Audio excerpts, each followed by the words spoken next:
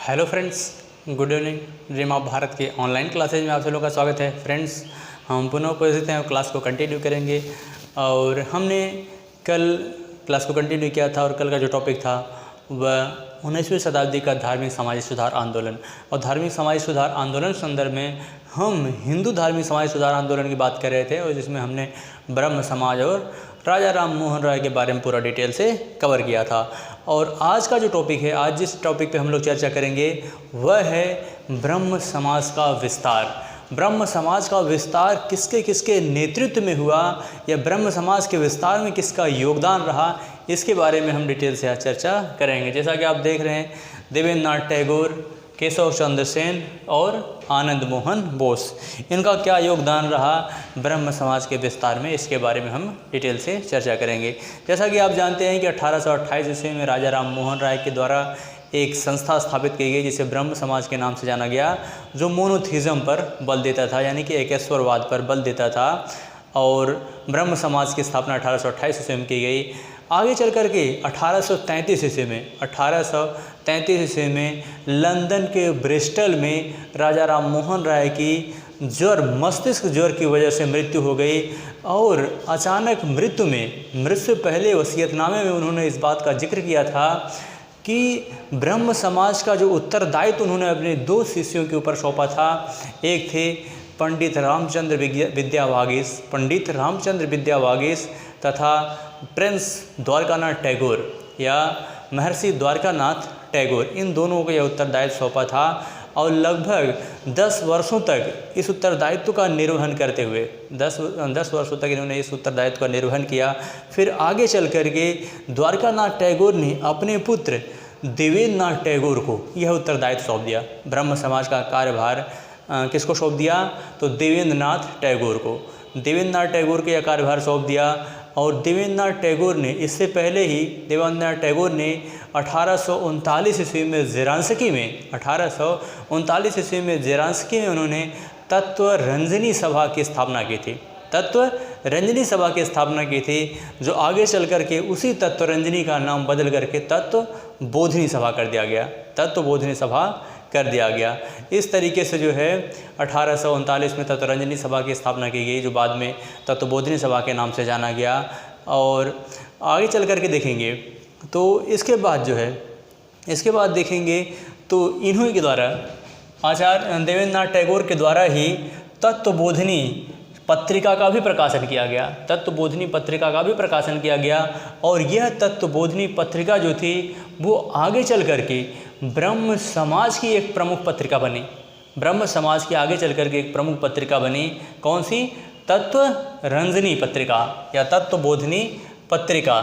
इस पत्रिका के प्रमुख सहयोगियों में अगर हम देखेंगे तो ईश्वरचंद्र विद्यासागर,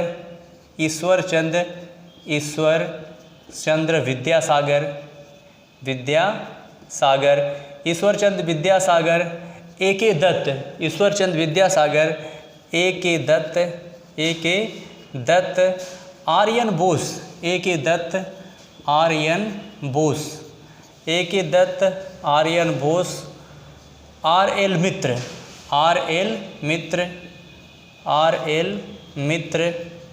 आर.एल. मित्र, ये सब जो है, जितने भी आपने नाम लिखा, ईश्वरचंद्र विद्यासागर, ए.के. दत्त, आर्यन बोस, आर.एल. मित्र, ये सभी जो थे तत्वबोधिनी पत्रिका के सहयोगी थे, जिन्होंने तत्वबोधिनी पत्रिका के संपादन में अपना महत्वपूर्ण योगदान दिया था, जो ब्रह्म समाज की या ब्रह्म सभा की एक प्रमुख पत्रिका थी। आगे चल करके तत्वबोधिनी स्कूल की भी स्थापना की गई। तत्वबोधिनी स्कूल की भी स्थापना की गई।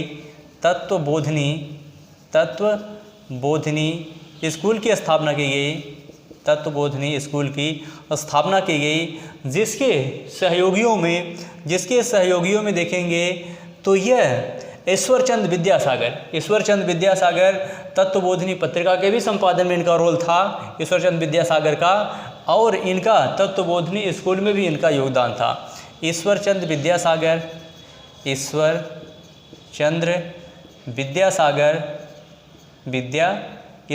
विद्यासागर ईश्वरचंद विद्यासागर, R.L. मित्र, R.L.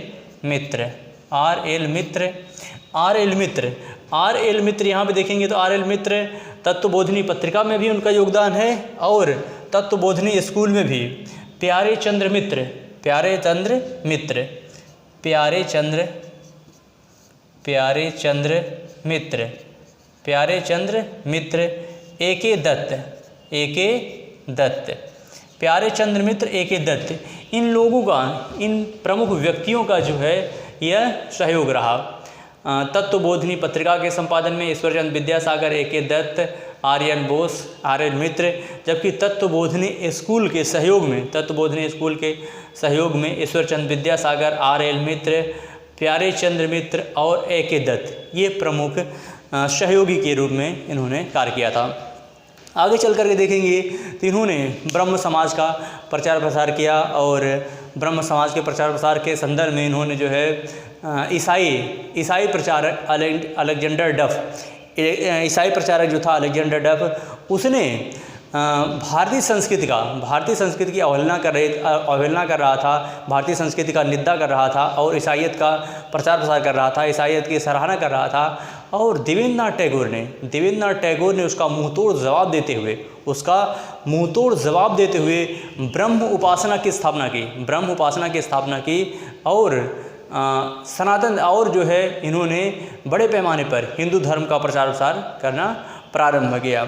आगे चल करके देखेंगे तो यह घटना धीरे धीरे 1857 की है, 1857 घटना है और यह 1857 में इन्होंने आचार्य केशवचंद सेन को इन्होंने ब्रह्म समाज का उत्तरदायित्व सौंप करके और ये हिमालय की तलहटी में चले गए, हिमालय की तलहटी में चले गए अध्यात्म करने के लिए या जो है ज्ञान प्राप्ति के उद्देश्य से कि हिमालय की तलहटी में चले गए। ये घटना है 1857 ईस्वी की, 1857 ईस्वी की। और आचार्य केशवचंद सेन, चूँकि आप जानते हैं कि ब्रह्म समाज जो था, ब्रह्म समाज का उद्देश्य था कि एक ऐसा जो है संगठन हो जो पर्टिकुलर, जिसमें सभी धर्मों के लिए समान रूप से समान भाव था, कुछ इस तरीके से उद्देश्य था ब्रह्म समाज का। लेकिन आचार्य यानी कि देवेंद्रनाथ टैगोर ने इसे पूरी तरीके से हिंदू संस्था के रूप में इस्टेब्लिश कर दिया, पूरी तरीके से इसे हिंदुत्व संस्था के रूप में इस्टेब्लिश कर दिया।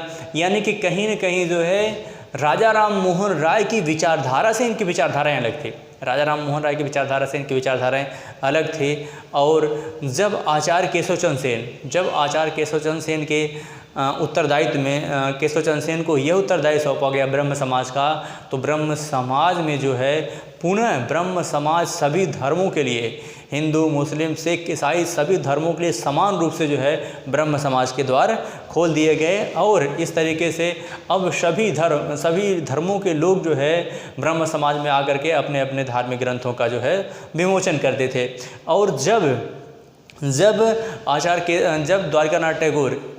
देवेंद्रनाथ टैगोर वापस लौट करके आए हिमालय की तलहटी से, तो जब उन्होंने देखा तो उन्हें यह बहुत बुरा लगा और उन्होंने साफ तौर पर जो है यह कह दिया, यानी कि इन्हें इस पद से डिसोसिएट कर दिया, इस पद से उन्हें जो है बर्खास्त कर दिया। अब चूँकि आचार्य केशवचंद सेन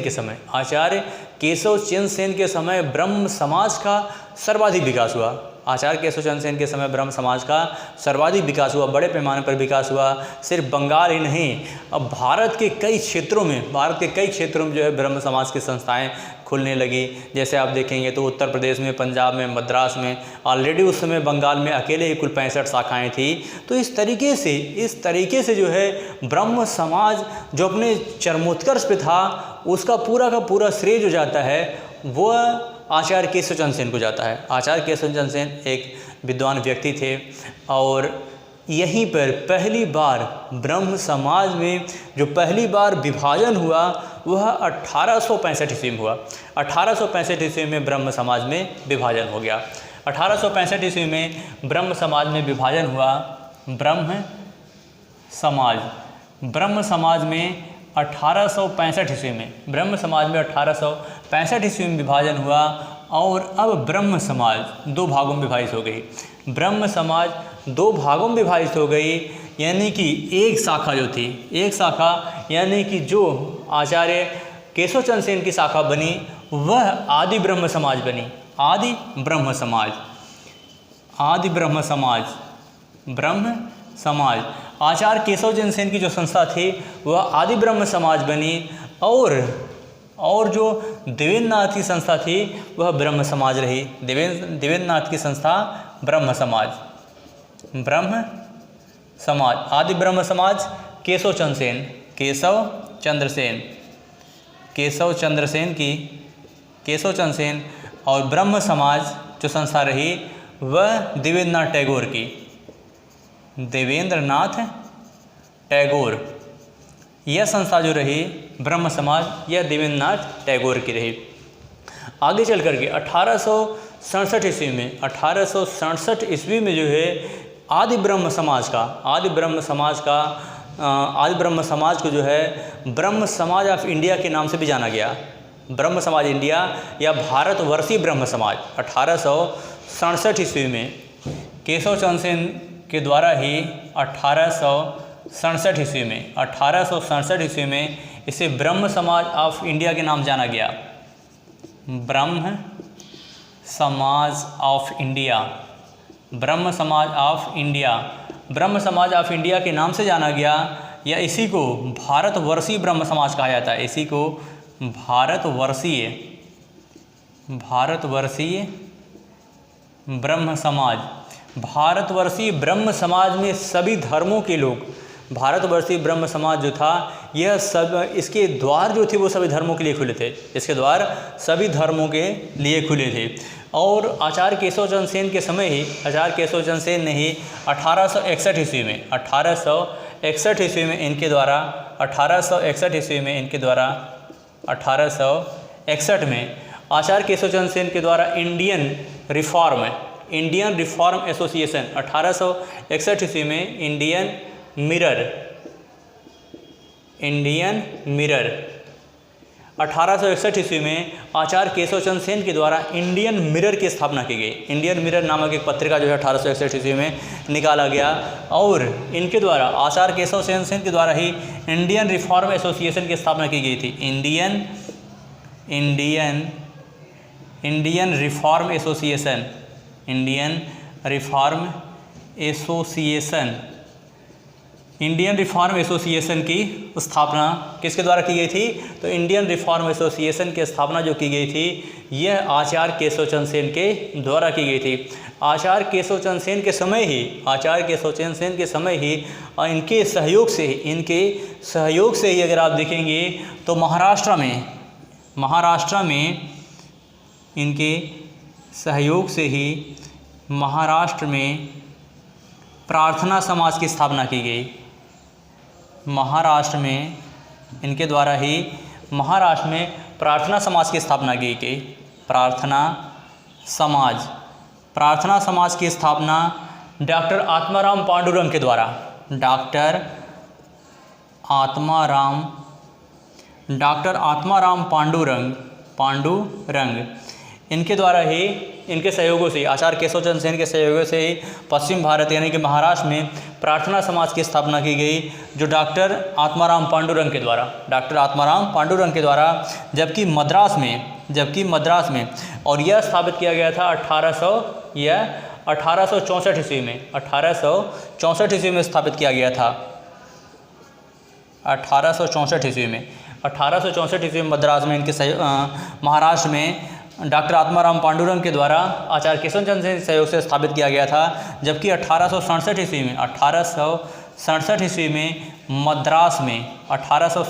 में मद्रास में श्रीधरालू नायडू के द्वारा, श्रीधरालू नायडू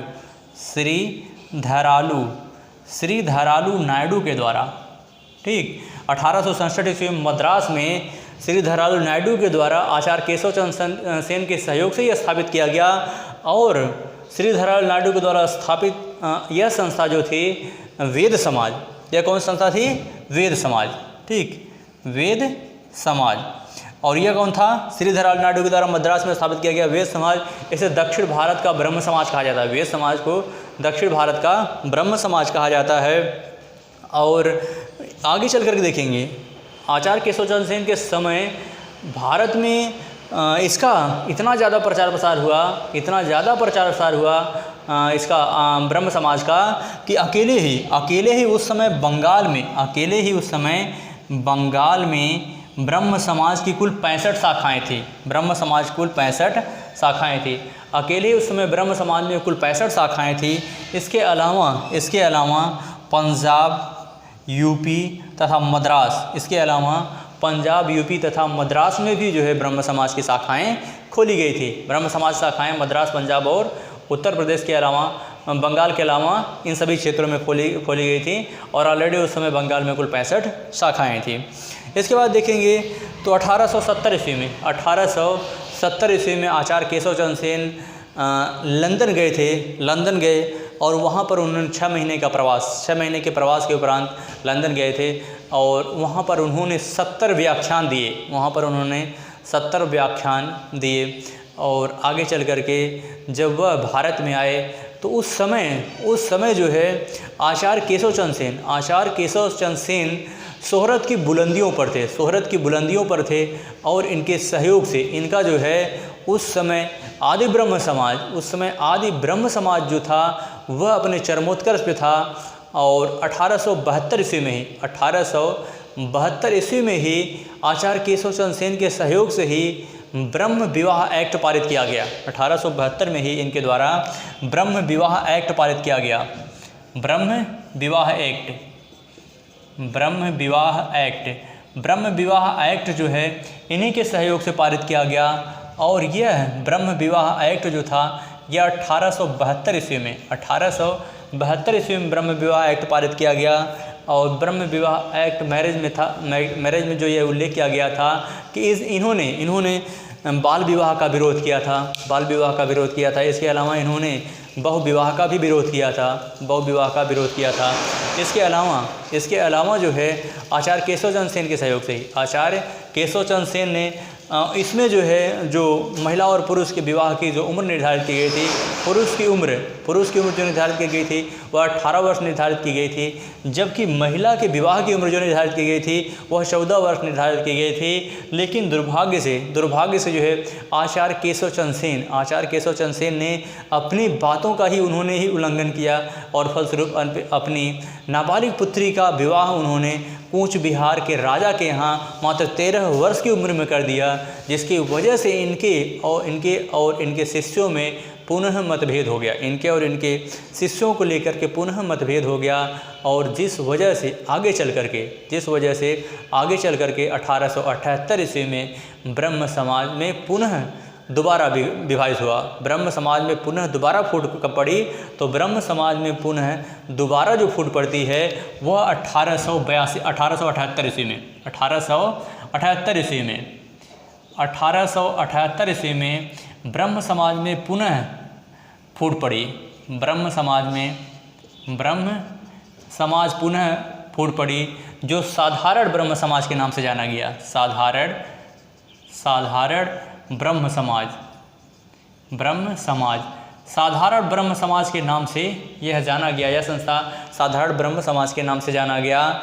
और आनंद मोहन बोस तथा शिवनाथ शास्त्री के द्वारा आनंद मोहन बोस और शिवनाथ शास्त्री के द्वारा स्थापित किया गया था। आनंद मोहन बोस और शिवनाथ शास्त्री के द्वारा स्थापित किया गया था। और इसके अलावा इनके सहयोगी हम देखेंगे तो आनंद मोहन बोस इसके पहले अध्यक्ष थे। आनंद मोहन बोस इस संस्था के पहले अध्यक्ष थे। अध्यक्ष वो आनंद मोहन बोस थे। आनंद मोहन बोस इसके पहले अध्यक्ष थे। इसके अलावा शिवनाथ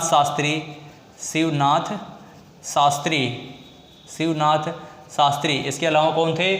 शिवनाथ शास्त्री थे। बिपिन चंद्र पाल। इसके अलावा एस.एन. बनर्जी, सुरेंद्र नाथ बनर्जी थे। एस.एन.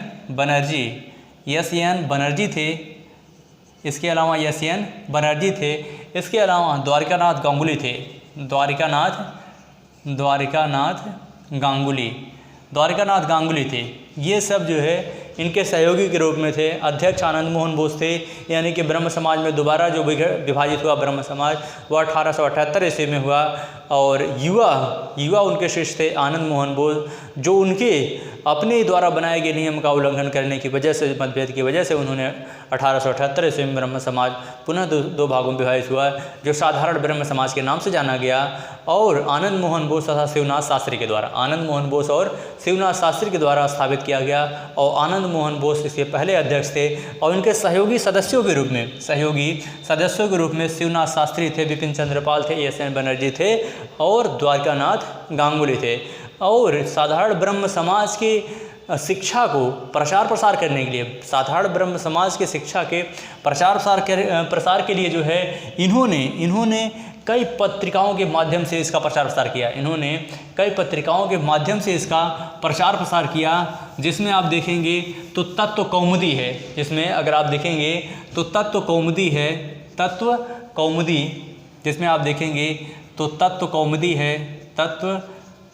है, ब्रह्म जनमत तत्व कौमुदी है, ब्रह्म जनमत है। इसके बाद इंडियन मैसेंजर है,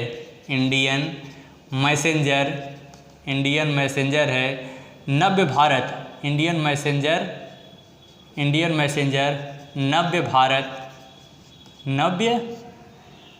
भारत, नव्य भारत है। इसके बाद मॉडर्न रिव्यू, प्रवेश,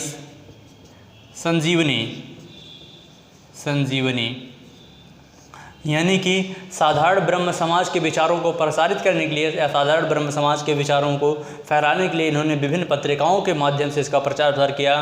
तत्व Kaumudi, Brahmo Janmat, Indian Messenger, Navya Bharat, Modern Review, Pravesh और संजीवनी, इन सभी पत्रिकाओं के माध्यम से इन्होंने अपनी शिक्षाओं का प्रचार प्रसार किया और बड़े पैमाने पर भारत में इसका प्रचार प्रसार किया गया। और आगे चल करके इससे आचार्य केशव चंद्र सेन की प्रतिष्ठा को बहुत आघात पहुंचा और धीरे धीरे इनकी प्रतिष्ठा घट गई। और 1884 ईस्वी में आचार्य केशव चंद्र सेन की मृत्यु हो गई। और आचार्य केशव चंद्र सेन की मृत्यु पर विद्वान मैक्समुलर ने कहा था, ब्रिटिश हिस्टोरियंस मैक्समुलर ने कहा था कि भारत ने अपना श्रेष्ठतम पुत्र खो दिया। इस तरीके से ब्रह्म समाज के प्रचार प्रसार में देवेंद्रनाथ टैगोर, आचार्य केशव चंद्र सेन और आनंद मोहन बोस, इन सब का बहुत बड़ा सहयोग रहा। इस तरीके से हमने पूरा कवर किया कि भारत में किस तरीके से ब्रह्म समाज का प्रचार प्रसार हुआ, किसके समय जो है महाराष्ट्र में इसकी शाखाएं खोली गई, किसके समय मद्रास में इसकी शाखाएं खोली गई, कब इसका पूरा प्रचार प्रसार हुआ, इसको हमने पूरा डिटेल से कवर किया। इसी के साथ हमें इजाज़त दीजिए। जय भारत, जय हिंद।